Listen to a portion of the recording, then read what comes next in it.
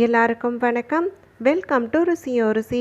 இன்றைக்கி நம்ம ருசியோ ருசி சேனலில் பார்க்க போகிறது வினைகள் அனைத்தையுமே உடைத்தெறியக்கூடிய அற்புத திருநாளாம் இந்த ஆவணி மாதத்தினுடைய வளர்பிறை சதுர்த்தியான விநாயகர் சதுர்த்தி நாளின் பொழுது வீடுகளில் தீபமேற்றி வணங்கி வழிபடுவது அப்படிங்கிறத கண்டிப்பாக செய்வோம். ஆனால் ஏற்றக்கூடிய தீபம் நம்மளுடைய வாழ்க்கையில் இருக்கக்கூடிய இருள் முழுவதையுமே அகற்றணும் அப்படின்னு சொல்லும் பொழுது இப்போ நான் சொல்லக்கூடிய விசேஷமான முறையில் தீபம் ஏற்றுவது அப்படிங்கிறத செய்துக்கோங்க. அப்படி இந்த விசேஷ தீபம் ஏற்றுவதற்குண்டான வழிமுறைகளும் விசேஷ தீபம் ஏற்றுவதால் கிடைக்கக்கூடிய பலன்களும் என்ன அப்படிங்கிறதுக்குண்டான தகவல்களை பற்றி தான் நம்ம இன்னைக்கு இந்த பதிவின் மூலிமா தெரிஞ்சுக்க போகிறோம். வீடியோவை எங்கேயுமே ஸ்கிப் பண்ணாமல் பாருங்கள். அப்போ தான் எந்த ஒரு சின்ன தகவலையுமே நீங்கள் மிஸ் பண்ணாமல் தெரிஞ்சுக்க முடியும். இப்போ நம்ம ஸ்டார்ட் பண்ணிடலாம். முக்கிய விசேஷ தினங்கள் அப்படின்னு சொல்லி எடுத்துக்கும் பொழுதே கண்டிப்பாக அனைவருடைய வீடுகளிலுமே விசேஷமான முறையில் சுவாமி படங்கள் அனைத்தையுமே அலங்கரித்து பூஜை அறையும் சரி நம்ம வீட்டையும் சரி முழுவதுமே சுத்தப்படுத்தி அலங்காரப்படுத்துவது அப்படிங்கிறது செய்வோம். அப்படி அந்த முக்கியமான பண்டிகைகளில் ஒன்றாக கருதப்படக்கூடியது தான் விநாயகர் சதுர்த்தி. முழு பலன்களையும் அள்ளித்தரக்கூடிய முழுமுதற் கடவுளாம் விநாயகர் குகந்த வழிபாடுகளில் இந்த விநாயகர் சதுர்த்தி நாள் அப்படிங்கிறது ரொம்பவுமே சிறப்பான இடத்தை பிடிக்குது. அப்படி அந்த விநாயகர் சதுர்த்தி நாளின் பொழுது வீடுகளில் தீபம் ஏற்றுவது அப்படிங்கிறது அனைவருமே செய்தாலுமே இப்போ நான் சொல்லக்கூடிய விசேஷமான முறையில் தீபமேற்றி வழிபாடு மேற்கொள்ளும் பொழுது எல்லா விதமான கஷ்டங்களும் நம்மளை விட்டு விலகும். இனி வரக்கூடிய நாட்களில் இன்பம் சந்தோஷம் நிம்மதி அனைத்துமே பெருகுவதற்குண்டான வாய்ப்பமையும். அப்படி அந்த விசேஷ தீபங்களுடைய வரிசையில் முதலாவது நம்ம பார்க்க போகிறது அரசமர இலை தீபம். மகாலட்சுமி தாயாருடைய அருளையும் மும்மூர்த்திகளுடைய அருளையும் ஒருவர் பெறணும் அப்படின்னு சொல்லும் பொழுது கண்டிப்பாக அரசு இலை தீபம் கட்டாயம் துணை புரியும். ஏன்னா இந்த அரச மரம் அப்படின்னு சொல்லி எடுத்துக்கும் பொழுதே அதில் மும்மூர்த்திகளும் முப்பெரும் தேவிகளும் வாசம் செய்வதாக ஒரு ஐதீகம் இருக்குது. அப்படி அந்த அரச மரத்துலேருந்து கிடைக்கக்கூடிய ஒரே ஒரு இலை கிடைத்தா கூட கண்டிப்பாக இந்த விநாயகர் சதுர்த்தி நாளின் பொழுது அந்த இலையை பயன்படுத்தி தீபம் ஏற்றுவது அப்படிங்கிறத செய்துக்கலாம். இப்போ நான் காமிச்சிருக்கிற மாதிரி ஒரு அரச மர இலை எடுத்துக்கோங்க. நுனி பகுதியிலையும் காம்பு பகுதி பக்கத்துலையும் நீங்கள் மஞ்சள் குங்குமத்தால் பொட்டிடுவது அப்படிங்கிறத செய்யணும். செய்துட்டு இதுக்கு நம்ம தனியாக அகல் தீபங்களையும் தயார்படுத்திக்கணும். அகல் தீபத்தில் பசுனை விட்டும் ஏற்றலாம், இல்லைனாக்கா நீங்கள் நல்லெண்ணெய் விட்டும் ஏற்றலாம், உங்களுடைய விருப்பம் தான். இந்த தீபத்தை யாரெல்லாம் ஏற்றலாம் அப்படின்னு சொல்லி பார்த்தீங்கன்னா கடும் கஷ்டங்கள் உங்களை வாட்டி வதைக்குது, ஏதாவது ஒரு விதத்தில் நிம்மதி பெருமூச்சு விடணும் அப்படின்னு சொல்லி நினைக்கக்கூடியவங்க கண்டிப்பாக இந்த அரசு இலை தீபத்தை ஏற்றுவது அப்படிங்கிறத செய்துக்கோங்க. அரசு இலை தீபம் ஏற்றும் பொழுது ஒரு சில குறிப்பிட்ட வழிமுறைகளை கடைபிடிக்கணும். அது என்னன்னு கேட்டிங்கன்னா அந்த இலையை நீங்கள் வைக்கும் பொழுதே நுனி பகுதி உங்களை பார்த்த மாதிரியும் காம்பு பகுதி சுவாமி படத்தை பார்த்த மாதிரியும் வைக்கணும்.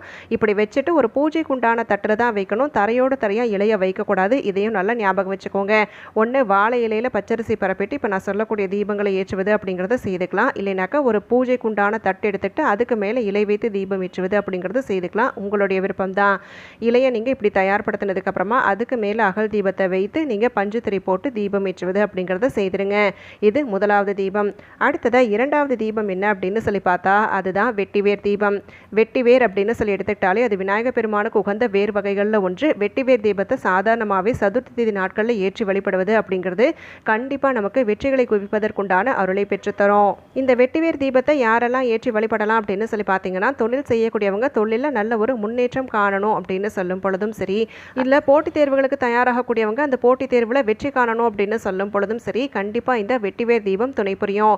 படிக்கின்ற வயதில் வீட்டில் குழந்தைகள் இருக்கிறாங்க அப்படின்னு சொல்லும் பொழுதும் கண்டிப்பாக இந்த விநாயகர் சதுர்த்தி நாளின் பொழுது அவர்களுடைய கைகளால் வெட்டிவேர் தீபத்தை ஏற்றி வழிபட கட்டாயம் நமக்கு எல்லா விதத்திலையுமே நற்பலன்கள் கிடைக்கும். குழந்தைகள் கல்வியில் சிறந்து விளங்குவதற்குண்டான அருளாசியானது குழந்தைகளுக்கும் கிடைக்கப்பெறும். அதனால் இந்த ஒரு தீபத்தை அனைவருமே ஏற்றிக்கலாம். இந்த தீபத்தை எப்படி ஏற்றணும் அப்படின்னு சொல்லி பார்த்தீங்கன்னா ஒரு அகல் தீபம் எடுத்துக்கோங்க. சுற்றி மஞ்சள் குங்குமத்தால் ஒற்றைப்படை எண்ணிக்கையில் வர மாதிரி பொட்டு வச்சுட்டு பஞ்சு திரியோடு வெட்டிவேரியும் சேர்த்து திரித்து இப்போ நான் காமிச்சிருக்கிற மாதிரி சேர்த்து திரித்து அதுக்கப்புறமா அதை நம்ம விட்டுருக்கக்கூடிய பசுநெய்லியோ நல்லெண்ணெயிலையோ விட்டு தீபம் ஏற்றுவது அப்படிங்கிறத செய்யணும்.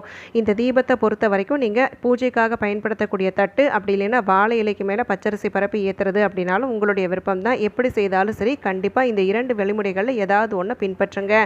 தரையோடு தரையாக மட்டும் வைத்து ஏற்றுவது அப்படிங்கிறத செய்ய வேண்டாம். அடுத்ததாக மூன்றாவது முக்கியமான தீபம் என்ன அப்படின்னு சொல்லி கேட்டால் அதுதான் எருக்கன் இலை தீபம். எருக்கன் இலை அப்படின்னு சொல்லி எடுத்துக்கும் பொழுதே கண்டிப்பாக எல்லா இடங்கள்லையுமே கிடைக்கக்கூடிய ஒரு செடி வகை தான். வெள்ளருக்கன் இலை கிடைக்குது அப்படின்னு சொன்னால் ரொம்ப ரொம்ப விசேஷம். இல்லை சாதாரணமாக ஊதா நிறத்தில் வரக்கூடிய பூ இலை இருக்குது அப்படின்னு சொன்னாலும் அதை பயன்படுத்தியும் தீபம் ஏற்றலாம். எப்படி இருந்தாலும் சரி கண்டிப்பாக இந்த குறிப்பிட்ட விநாயகர் சதுர்த்தி நாளின் பொழுது நம்ம எருக்கன் இலை தீபத்தை ஏற்றி வைத்து வணங்கி வழிபட எல்லா விதமான எதிரிகளால் ஏற்படக்கூடிய துன்பங்களிலிருந்தும் விடப்பட முடியும். நம்மளை சுற்றி எதிர்மறை ஆற்றல் நிறைந்திருக்கு அப்படின்னு சொல்லும் பொழுது அந்த எதிர்மறை ஆற்றல் அனைத்துமே ஒழிக்கப்பட்டு நேர்மறை ஆற்றல் பெருகுவதற்குண்டான வாய்ப்பமையும்.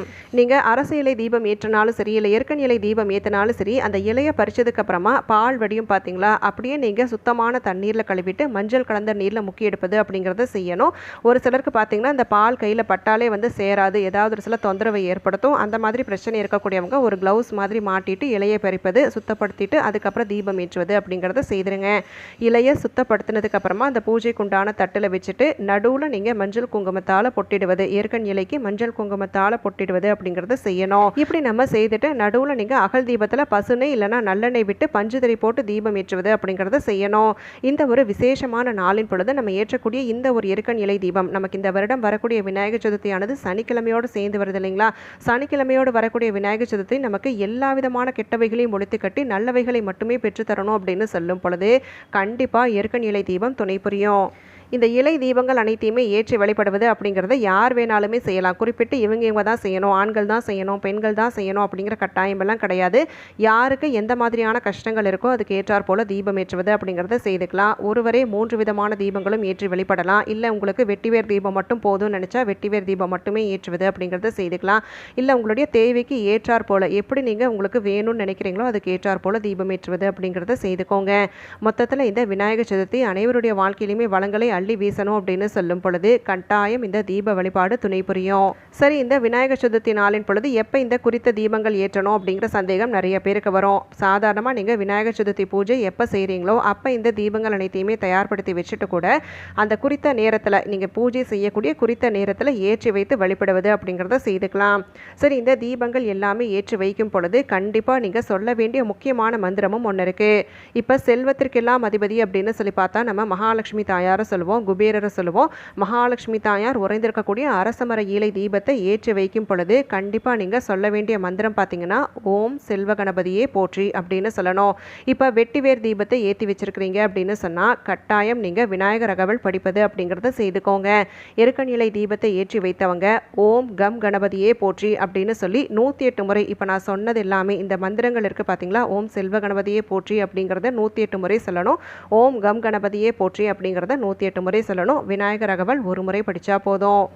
எல்லா தீபங்களையுமே ஏற்றக்கூடியவங்க எல்லா மந்திரங்களையுமே சொல்லி வழிபடுவது அப்படிங்கிறது செய்துக்கலாம். அர்ச்சித்து வழிபடுவது அப்படிங்கிறது ரொம்ப ரொம்ப சிறப்பு. உங்களால் முடியும் அப்படின்னு சொன்னால் கண்டிப்பாக நீங்கள் நாணய அர்ச்சனை மேற்கொள்வது அப்படிங்கிறத செய்துக்கோங்க. அப்படி இல்லைனாக்கா விநாயகர் குகந்த இலை அப்படி இல்லைன்னா வேறு வகை எது உங்களுக்கு கிடைத்தாலும், பூ வகை எது உங்களுக்கு கிடைத்தாலும் கண்டிப்பாக 108 முறை அர்ச்சனை மேற்கொள்வது அப்படிங்கிறது சிறப்பான பலன்களை பெற்றுத்தரும். இந்த வழிபாடு எல்லாமே நிறைவடைந்ததுக்கு அப்புறமா இந்த இலைகளை என்ன செய்யணும் அப்படின்னு கேட்டிங்கன்னா, அந்த இலையை தனியாக எடுத்துக்கிட்டு ஓடுகின்ற நீரில் மறுநாள் ஞாயிற்றுக்கிழமை நாளின் பொழுது ஓடுகின்ற நீரில் விடுவது அப்படிங்கிறத செய்துக்கலாம். இல்லை கால்படாத இடங்கமாக பார்த்து போடுவது அப்படிங்கிறத செய்துக்கோங்க. அளவில்லா பலன்கள் அனைத்தையுமே பெற்றுத்தரக்கூடிய விநாயகர் சதுர்த்தி வழிபாடு அனைவருடைய வாழ்க்கையிலுமே வளங்களை சேர்க்கணும் அப்படின்னு சொல்லி நானும் உங்களுக்காக மனதார வேண்டிக்கிறேன்.